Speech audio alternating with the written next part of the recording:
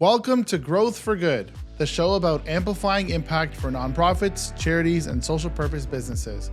I'm Daniel Francavilla, a marketing advisor and brand strategist and your host. On this show, I interview leaders at nonprofits and social enterprises and the organizations that support them. We discuss the wins, challenges, and best practices when it comes to communications, marketing, fundraising, and impact.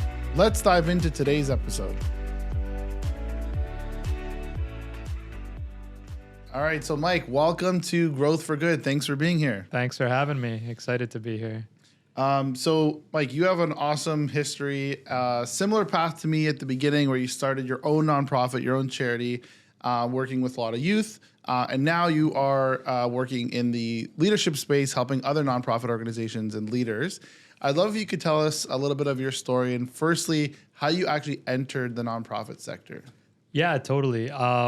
Well, firstly, my own story started back, when I was born, as most stories begin. But in relation to the nonprofit, I actually started a high school class project called Hip Hop Away from Violence. At that time, I was in grade 11, I believe, and I am a b-boy, breakdancer, as the media might call it.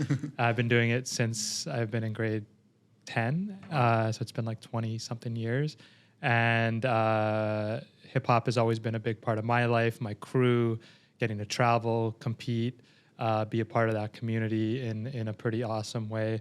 And in high school, I was also struggling at home with my family. My mom was, as I was growing up, struggling with some mental health issues, and for me, I grew up a little bit faster because of that. And when I found hip hop, I realized there was something there that was powerful as a voice for me as a young person who was bottling up a lot of my anger and stress, and as a community that I felt like I was welcomed by and really embraced by, and as a platform to be bigger, a little bit larger than life, as a young person who was struggling, and I would miss days of school.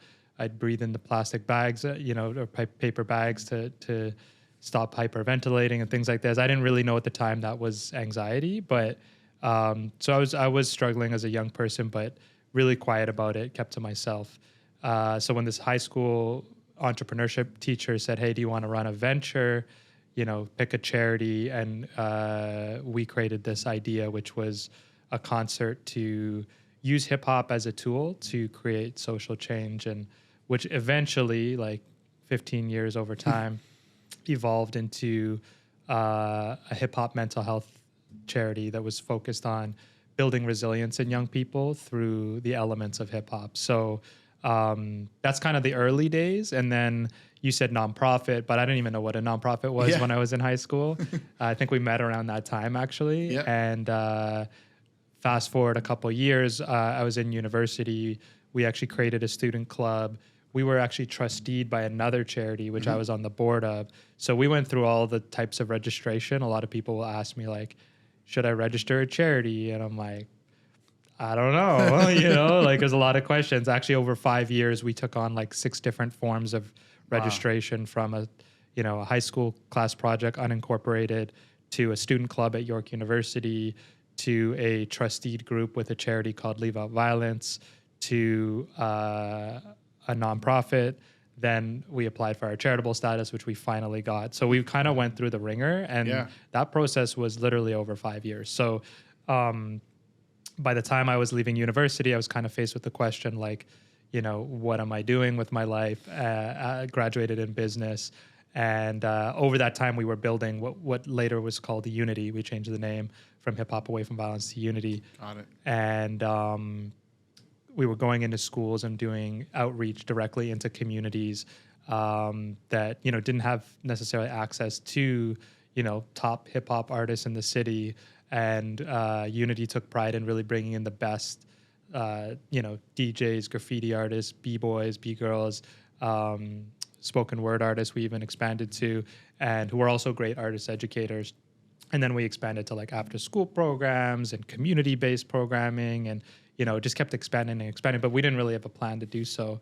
And, that's kind of how the genesis of all this happened. And sort of fast forward 15 years, I'll tell you about that later, but, I did eventually decide to leave, and that was a really hard choice, which I think we need to do better in the space of nonprofits, learn to let go of the things that we're maybe part of creating and create space for others to, carry on those missions. And if they're not meant to be, let them go, which is another hard thing that I think, a message to folks out there, let go. If it wasn't meant to sustain, then, that's okay. And you don't need to hang on to it forever, as I didn't, and, was not on the board, not employed after in any way, not consulted. Fully disconnected. Okay. So highly encourage it. And definitely I speak a lot to the succession piece. I fast forwarded a lot there, but, if anyone's curious about that conversation, it's one that I'm really passionate about having, because I think I looked up to a lot of my mentors who were doing a horrible job of it. And unfortunately, I just really did not want to kill the very thing that I cared so much about. It's like letting your kid go off to university or to school. You gotta let them go. So anyways, I did fast forward a lot there. So, feel free to rewind me a little bit. For sure. I love that you shared that story with a lesson at the end too, because that's really common. And people, whether you're a founder or just a leader, you often take on a big burden, and you don't really look at the bigger picture and what is there actually an option for it to exist without you there, right? And look at how that can happen. So kudos to you for doing that. I actually remember, because I did follow you, closely at the time, with Unity, like when you were leaving, and I was like, wow, like it like made me pause for a second too. I think from the perspective of, you're super passionate about this. This is like your life's work. Like, so I'd love if we could chat a little bit about that. Like, how did you go about kind of making that decision to transition out for your organization? Yeah. So Unity, over those 15 years, which is a long time, started around 2004. I think I left in 2018. So maybe my math is off, 2003. But over 15 years, we built the organization. We created an incredible team. We built it from a completely volunteer organization to having 15 full-time staff, 80 artists across Canada, a national charity in different cities. Amazing. I remember going to your office in Toronto. We had an office eventually.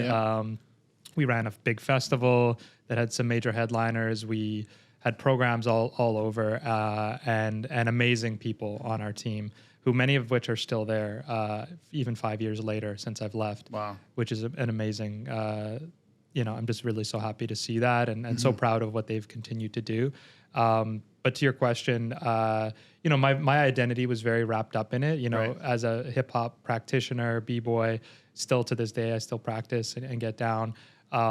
I relate a lot of my philosophies in life to like the creation process on the dance floor, and like the way, gravity is not really forgiving, and, you kind of got to work with the momentum that comes with falling, for example. And I often use a metaphor like building the plane while flying it. So it's something I talk about a lot in my book and just in life, where, no one really knows what they're doing, but, if you have an idea and you see a gap in community or in a specific community that maybe you're part of, try something.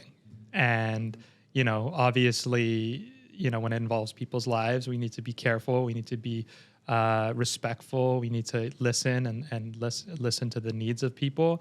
And, I feel that also just shouldn't hold us back from doing the good work, and trying our ideas out in the real world. And that's exactly what we did with Unity. We try one thing, we, learn based on the feedback we were getting from principals or from schools or from community centers or from City of Toronto partnerships or whatever we had. Right. And we would just make it better. And then that idea went with our team and different people on that team. So we'd build that up. We built it to, an organization that had all sorts of partnerships with government and corporate and, sponsors, corporate donors, foundations, donated in kind. We had free pizza and free lawyers and all the things. We had all sorts of, free media. We had TV commercials that were airing across Canada for free, that were created for free. Yeah. So really neat stuff that we were able to leverage. We had airports on at Dundas, ads in airports and at Dundas Square, all for free. So we really tried to be resourceful, which is also like a hip hop mentality. You know, do things. We sort of said the hip hop way, which is like, you know, find a way to do it. You know, if someone else's logo is up there on a billboard, why can't we get it up there? And Right. why would we need to pay for it if our cause, you know, is meaningful? So we really tried to figure out the how. If we saw something, we knew we could do it. And even if when we didn't see things, we're like, we could try this. We can manifest this. We can make this a new thing. You know, there's a lot of broken systems out there, and we always ask, like in hip hop, we say, you know, if you're inspired by a move that you see, so if I see this billboard, I'm like, oh, I want to get up there, I want to be there. You know, if you're inspired by something, you don't directly copy it, but you kind of flip it and you make it your own. Right. And you add your own personality, your own style, your own context, and you make it your own. That's exactly what we did at Unity. So in terms of the that build up, when I got to the end, I like Unity was my life, and you know, it was a bit of a. I saw two people that I really respected struggle to let their organizations go. And then it became 3, then it became 4. And I'm like, this is weird. And as much as I respected those people, I saw them struggling in that they centered themselves so much in the work that it was impossible for them to remove themselves. And because of that, they felt that they were needed. So what I would suggest is like, how do you decenter yourself? How do you pass off those relationships to members of your team? Bring people into those meetings, you know, like don't be the speaker if you're being interviewed for the media, you know, give that to a team member, you know, put other people at the front and but you can't just do that right away. Like it took time to like un-Mikey the organization and like push other people forward. Cause it did start a lot based on, you know, my story and some of the stories that founded the organization, but I sort of, you know, pushed that away and pushed other people forward. And then I was sort of more ready. And that's just on every level, from funding to partnerships, to programs, to board relationships, like really build that in to the fabric and let people be empowered to own their own parts of that organization. So eventually it's easier to let go. Whereas if you want to be needed, you can make yourself needed anywhere. And it takes time. You can't just like let go. I mean, I call it sort of the cliff of, you know, succession. It's like if you set it up in a way that needs you, you're sort of falling off that. But if you sort of remove yourself slowly, like one step at a time, you know, I call that sort of like the steps to succession is like take a step, you know, let someone else run a meeting and, you know, let someone else meet with the auditor, you know, let someone else. And then these are all tiny steps that eventually lead to you not being necessary. Right. And I got to a point where I was very not necessary, to the point I was like, I remember the moment, it was that Pokemon game that was on your phone when it was really popular. Pokemon Go, yeah. I was obsessed. And I remember like on the biggest day of the organization at our festival, I was like, one of our staff caught me like catching a Pokemon in an alleyway. And I'm like, he's like, what are you doing? And I'm like, catching a Pokemon. He's like, why aren't you inside the festival? You know? And I just knew my brain had checked out at that point.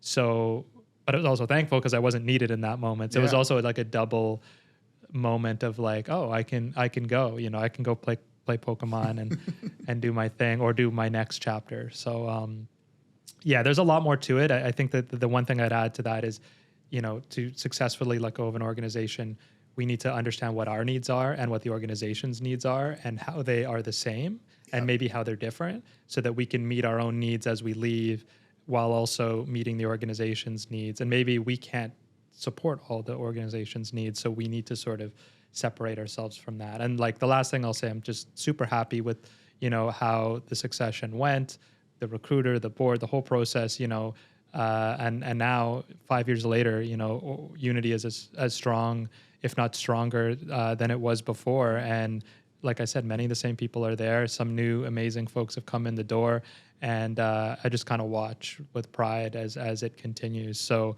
and some of those organizations, I won't name which ones, but some of the ones that I looked up to that struggle to let go are no longer around. Those people, you know, struggled with their own mental health in that process. You know, I'm not going to say I didn't struggle with anxiety when I was leaving. It was really a tough thing for me. But, I knew letting go was more important than, hanging on so tight that I, crushed the very thing that I cared about. So, anyways, I'm kind of rambling, but you get the vibe. Of course, that's super insightful and transparent. Again, you're pairing a lot of lessons in there, which is great because you've learned definitely along the way. I think from people who are even just considering this, there's a lot of people who listen to this show are in the nonprofit space, whether they're actually founders and executive directors or just employees and volunteers. So I think to even just consider the perspective that goes into making decisions like this, like who's going to stick in with leadership, how are you going to be involved, how can we make it more sustainable, how can we make it so that you're not reliant on one single person. I think it's very common that you mentioned an example of just you holding key relationships. A lot of times that doesn't even get properly disseminated to the team, right? So I think this is a good reminder for people, even if they're not planning on leaving just yet, to kind of create those processes and systems that can allow your organization to be more sustainable, right? Totally. I am a huge advocate of that. In fact, we at Epic did a sort of an anonymized research report. It's very informal, where we actually interviewed 5 people who were coming into ED positions for the first time after a longtime founder or long-time ED, and 5 people who had left a long-time role, and just the challenges, the barriers, the opportunities for doing better. Because I had my experience, but every experience is so different. Yeah. So I really suggest that people understand again what they need, what the organization needs, and sort of negotiate that. And everything's important. The funding, I've seen orgs run out of funding. I've seen boards, take too much space or think they know what they're doing when they really don't know what they're doing, and actually destroy organizations. Yeah. I've seen chairs who won't leave the boards with no term limits, who inappropriately use their donation to justify their seat, where they're just causing harm in so many ways. So, there's so many terrible things that can happen in nonprofits, and they happen so often, and they're not often talked about. And I think we need to really address those things, because, the system the nonprofit structure is pretty broken, and, it's good when it's good within that structure, but when it's not good, it gets really bad. And, and when an ED just hangs on tight and says, I'm not leaving, and it's hard to get them out of that seat. So everyone can be really mature and support the cause, which is why we're all there, and supporting that mission for the community. Or everyone can, once you start putting that selfishness in there, which I get why, you sacrificed all these things, and I get it, but then why are you doing this at all? You're hurting it, you're hurting the thing. And just ask yourself that question, am I hurting the thing?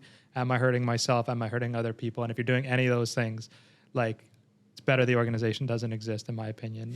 And I've seen organizations close down with such grace and such respect for the people and the community, even though needs were left unaddressed. Right. One that I really I continue to look back on and say, wow, it's just so amazing the way. It's tragic that this program and this organization doesn't exist, because they were serving a very specific need, but it's so mature, and the way that they closed the doors were because of the organization not being sustainable and not wanting to pass the torch to the next person where it was still not sustainable. So I won't say which organization, but I'll just say that I was just completely yes, we need to step away from things, and if they can't exist without people hurting themselves to keep them going, then they shouldn't exist. Right. After a certain point, I get the hustle, to get a thing started, there's no money yet, so you kind of got to test things out. But eventually, if you're 10 years deep and you're we're still underpaying people, and I don't know, everyone is burnt out and has mental health challenges as a result of their job,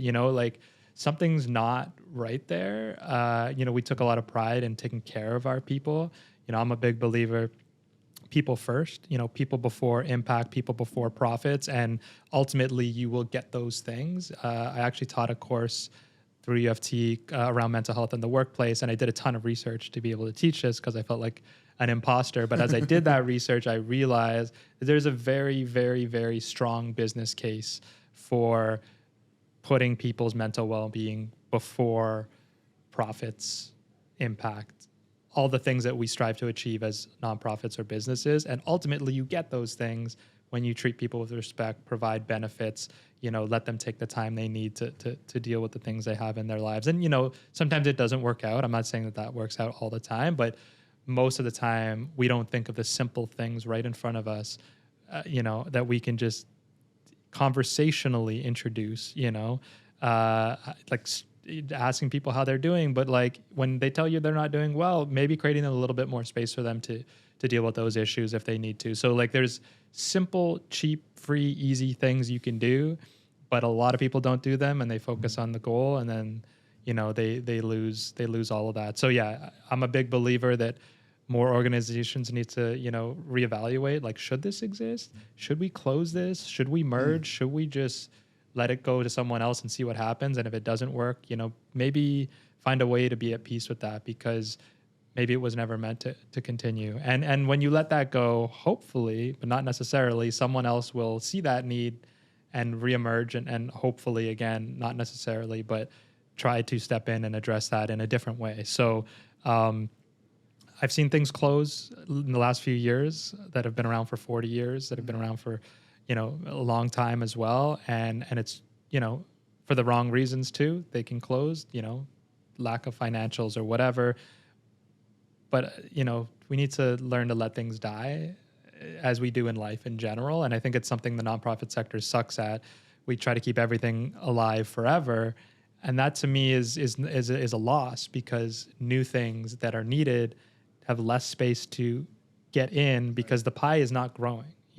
Sometimes it grows because we advocate, or, specific groups will advocate for bigger pie or new pie, or, let's bake another one. But like generally speaking, we're fighting for the same slices here, more or less. So if a big group is dominating a big portion of that, and I don't know if it's like 96 or some large percentage of charitable gifts go to like 1% of charities, we got to kind of think about like, what space am I taking up here, And I'm not talking to the small or smaller nonprofits.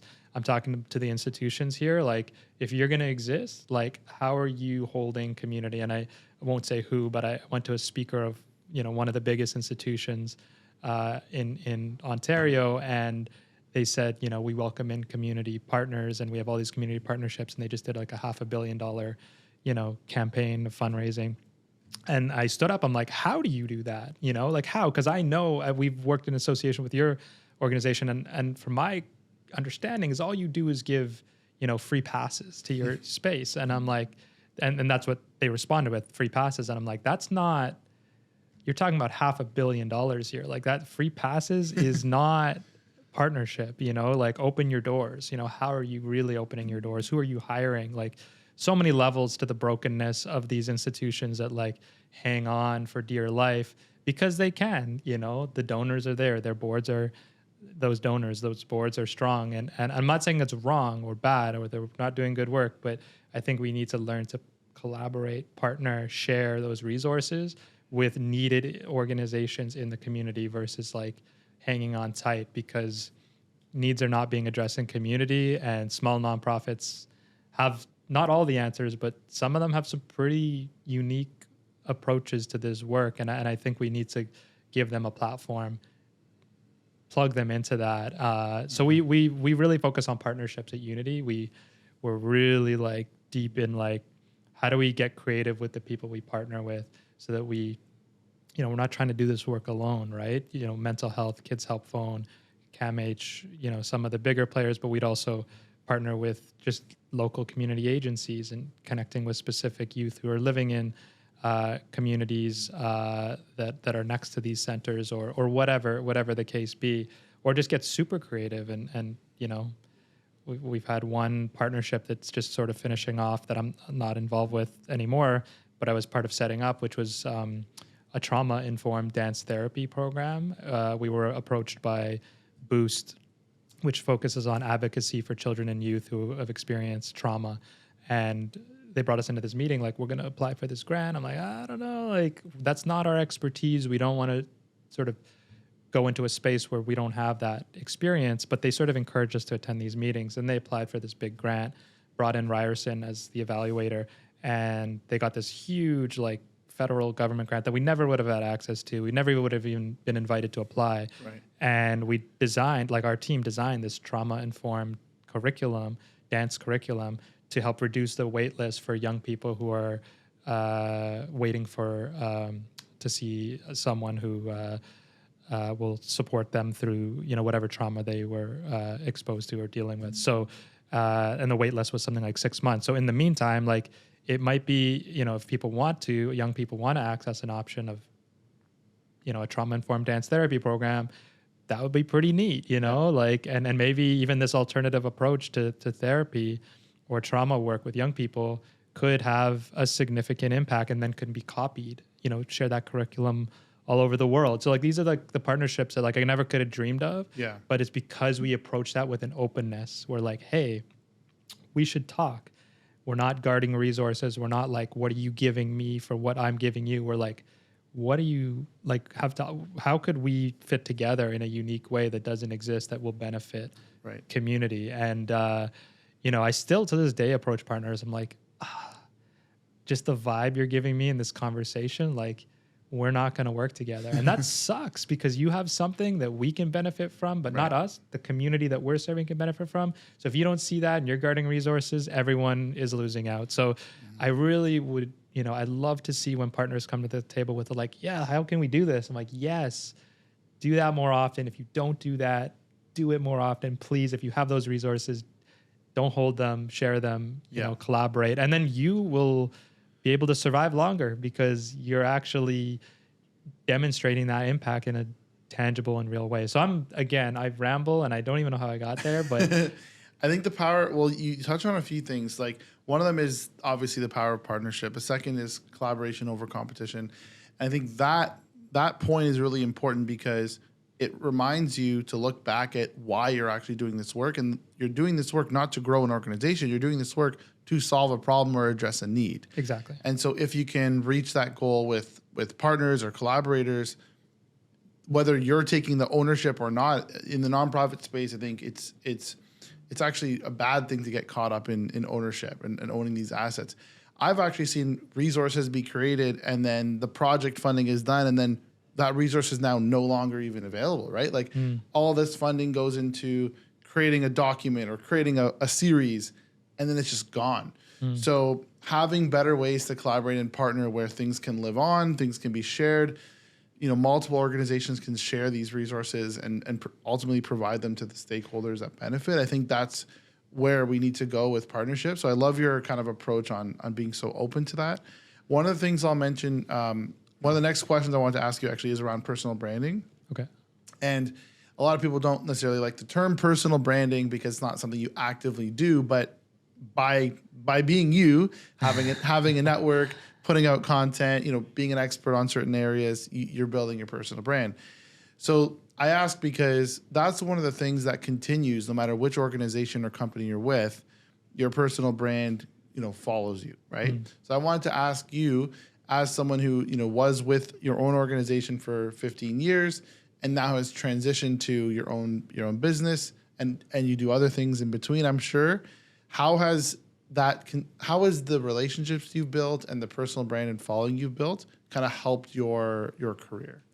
Yeah, it's a great question. And, you know, for me, I really take pride in the relationships that I, you know, create with people authentically. You know, it's hard. I at one point when leaving Unity realized I had more like acquaintances than I did real friends. And I did have real friends who were like waiting for me to call them, but I didn't like spend that time. And now I spend a lot more time with people I want to invest in, like as friendships who I care about, from high school to breaking, to all the, you know, communities that I've been part of. But from a personal brand standpoint, like I was very good at like, you know, having acquaintances and based on that, managing those relationships, you know, to a certain extent. And I think that to me is, you know, important, that anyone who requested a meeting from me over my 15 years of being at Unity, I'd always say yes, always. And I'd always book it really quickly. This is funny because now you're getting the new me where I like, this took a long time to even book this because I'm much more guarded. Like I don't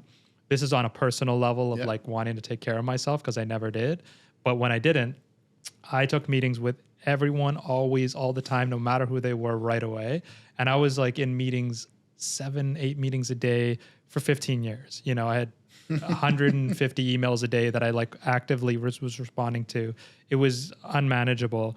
And because of that, I've sort of built these connections with people who I want to align myself with. Some people I'm like, cool, you exist. I know you're there. I'm going to, know that you're there, versus some people I'm like, okay, how can I bring this person into my world? Like in a dream sense, maybe one day we'll work together or collaborate, or just I can recommend them to someone else. So that network is really, in my opinion, what helped really fuel unity is, when people are talking about you behind closed doors, hopefully it's in a good way. And the only way to do that is to get out there and connect with people. And for me, again, I take those meetings. My goal would be to at least have fun and make a positive link. And best case, we'd actually work together in some way, or maybe they'd volunteer, or some way we'd connect. So that's how I view the world, is like you said, not competitive, but from a collaborative, not from a deficit, but from like we have something here and you have something and I have something and everyone has something to offer. And if I just try to look for that in all humans, and I kind of have this weird inventory in my head of like, if someone says, hey, do you know someone for this? I'm like, I kind of think back and I'm like, sometimes it'll take me a few days. I'm like, oh yes, like that person from 10 years ago, So I think from a personal brand perspective, I kind of suck at it because like I know a lot of people with networks and, connections similar to what I do have. They utilize it a lot better. They're more confident in their asks around like what, they want. Sometimes I'm just like I like you. I feel like we should hang out more, and like I like what you're doing. So like I just want to be close to it. So I'm not as good with that on a personal brand level. That's why one of the reasons why I sort of wrote my book, because it was like this way of taking all these ideas in my head, which we're talking about a lot of them here, and putting them down on paper and connecting them to real stories, not just like, I think you should do this. It's like, these are things that we interacted with, we have experiences with. And I don't consider myself an expert in anything except, the only things I've experienced in my life. So, and by far not an expert. It's just like, I've experienced those things, so I just actively am trying to put myself into situations where I can experience things. Like pandemic sucked, but I learned to bake a little bit terribly, but enough to like make a good banana bread, or like I learned to make coffee, and like, so anything I try, I want to try and like learn to do that thing well.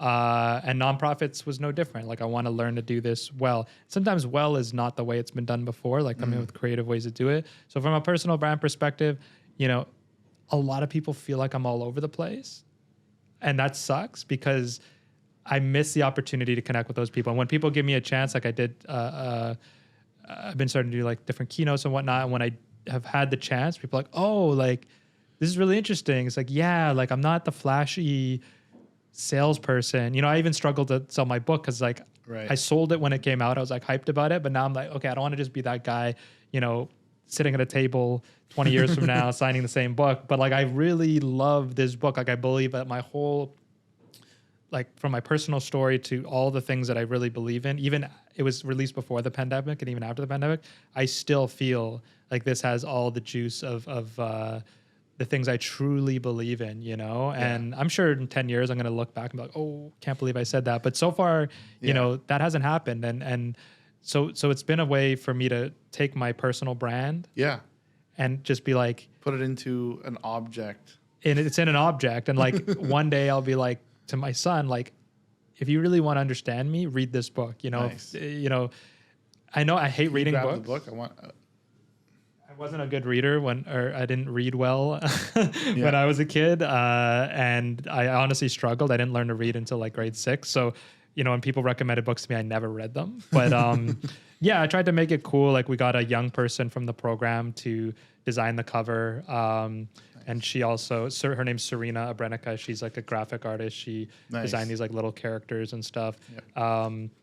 We just tried to make it fun. Like it's got color and things. But really it's just that, that personal brand piece that you spoke to. I knew I needed to do it better. So this helped me get my stuff together. I'm not sure if I can swear, but I said stuff. Helped me get my stuff together, and I'm so proud, of what it's become. And now I can move on with my life. I can be like, cool, Unity was cool. I can stop. Like, I still talk about it as an example, but I can start creating new examples through the work I'm currently doing and be like, if you're curious how my brain works, it's all there. I love that. It's a resource. It's everything you've been through. And honestly, a lot of these stories don't get told and they don't get shared. They may get shared in small one-on-one mentorship meetings. And it's a shame because there's there's hundreds and hundreds of hours of thinking and struggle that you went through. So you want to be able to tell those stories. So totally. Kudos to you for putting that in writing. Definitely, I'll recommend the book. We'll link to it for sure. I got it. Didn't get through the whole thing yet, but I have actually flipped through it to look for certain sections. Cool. Because I love how well it's designed. We only have a couple minutes left. Sure. So I wanted to get you to explain a little bit about what you're doing now. What's the focus of Epic? How do you operate and how do you help organizations? Yeah. So similarly, like, it looks more organized now than when it first started. Okay. I was just like, what am I doing with my life after leaving Unity? Right. But what I knew is, I wanted to take on some brokenness in the nonprofit sector that I believe through my networks and through my experience, I could have an influence on. So I made a whole long list of like 30 things. I'm like, this is broken and silly and ridiculous, and it could be not solved, but like supported in like this addressed. way. Yeah. Addressed. And I know this person, and maybe I can. So I just kept doing that and doing that and doing that. And one of the ideas was I wanted to create like a peer support group for nonprofit senior leaders, mostly executive directors. Pretty much create the group that I wish I had when I was in ED, where I could, it's just such a lonely job, and you have this weight on your shoulders that no one understands. You're keeping people's jobs. You're, talking to funders, and you're making these big promises, and you're like, oh snap, can I even do that? And like a lot of people relying on you. A lot of people, and you're like, it's just I call it the impossible job, and I'll never ever do it again. I actually got a job offer for an ED role in that time, and I'm like, I had a panic attack. I'm like, oh yeah, this is why I said I'm not going to do this. And I felt bad that I got that far in the process, but I was just like, I can't. The question was, what does Epic do? What does Epic do? Yes. Sorry. So I tried to create the peer support group. This is one of the 10 ideas, but it's the one that sort of took life, was try to create a peer support group for nonprofit senior leaders. So we have, it started with one group 4.5 years ago of 10 EDs, executive directors and founders. We met frequently enough, but not too frequently that, they could make time for it. And we just talked about our biggest challenges in a confidential space where we set our sort of rules on how community agreements on how we got along together, and they built those relationships. And it's not a one-off program. It's not a workshop. It's not a conference. It's a forever thing. Like, if you want to be a part of this, I was part of all these fellowships and groups, which were fantastic, but they end. And when they end, you're like, oh, I really want to stay in touch with that person. Or I go to a conference, I'm like, oh, I really want to speak to the people who are invited to this thing. Everyone goes off on their own ways, and you don't have everyone's contact. Nothing. It's gone. And like, you might get the contact list and like somehow, but it's hard to maintain those. You don't maintain those. And those are the people who actually could help you the most, because they like are doing it too. And like, I remember when the pandemic hit, everyone's like getting these experts to talk about how to manage a pandemic. I'm like, I want to speak to the people who are managing the pandemic, not people who are speaking to those people who aren't doing it themselves. Right. So I'm a big believer. We call it collective wisdom at Epic, where like the wisdom is in the genius is in the room. So how do we tap into that? Nice. And peer learning, basically. It's peer to peer. There's a format in how we share our challenges. So we started with that one cohort. That one cohort came to 2 cohorts. Now we have 6 cohorts. I run only 2 of them.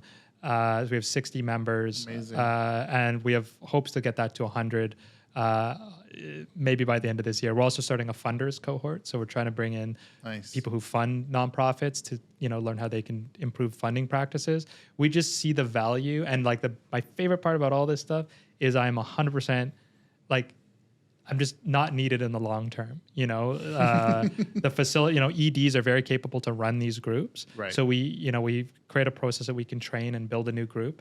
And I don't have to necessarily do it. And I think that's more of a powerful idea where, it's not like training hip hop artists to be artist educated. Like, it was a very specific niche back in the day with Unity, which is fine and it's great, but this is much more scalable, and we hope to scale it.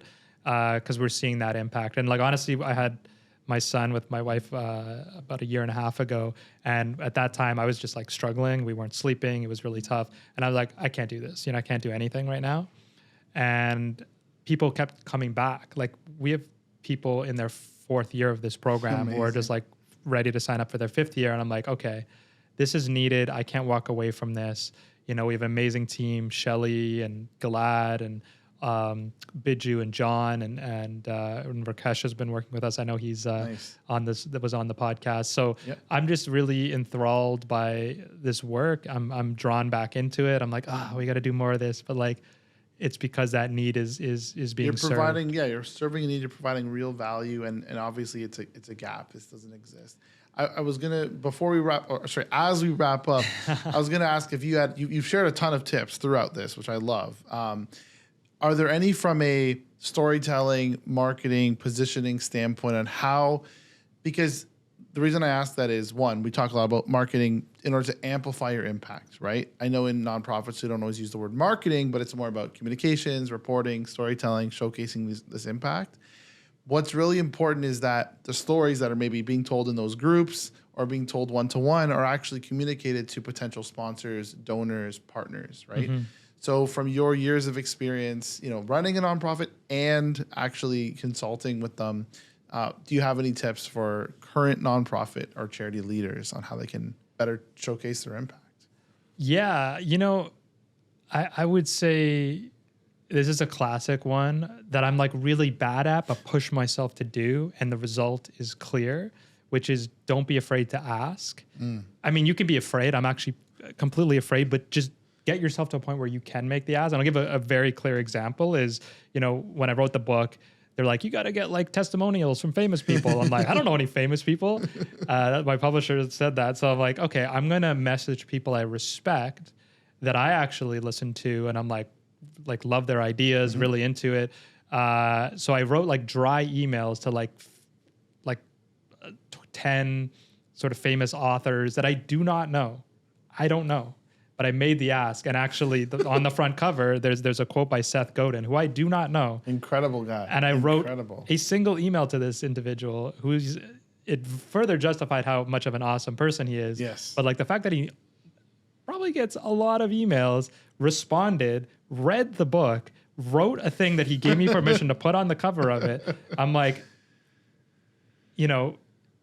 That's an honor, honestly. I as someone who listens to his podcast, reads his books, he even said in one of his podcasts that he does not give blurbs for books unless he's fully read them and actually totally. Well, but the point of all this is like I'm completely afraid to make the ask, but I'll always push myself to do it. Right. And like 9 out of 10 times I get a no, but probably like 19 out of 20 times or 24 out of 25. But like, I'm just relentless when it comes to like, if I believe in it. And that's what drives me for those who are like, I hate asking. It's like, ask for things that you believe in. Yep. And then it's easy, like it's not easy, but it gets easier the more you. And it's convincing. It works. Like, I kind of looked at that email I wrote to Seth and I'm like, wow, like I kind of got to pick this email apart, like, because I wrote it from the heart, and it was really authentic and real, and it was for him specifically. Right. And I think that, I got literally 24 no's. Same as my publisher. We sent this to all these publishers. They were the only yes.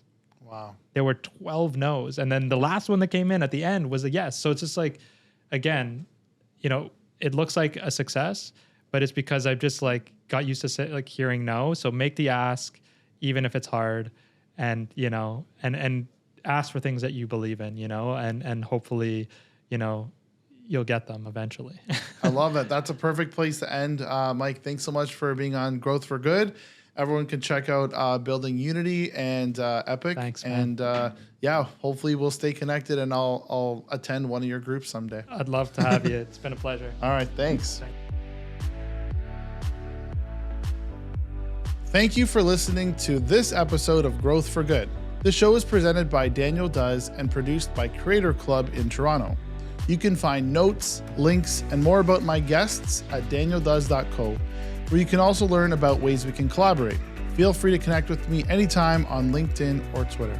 If there is someone from the sector that you'd like to learn from or you'd like to be interviewed on the show, feel free to reach out to team@danieldoes.co. If you're considering creating a podcast or video series for your organization, connect with Creator Club at creatorclubstudios.com.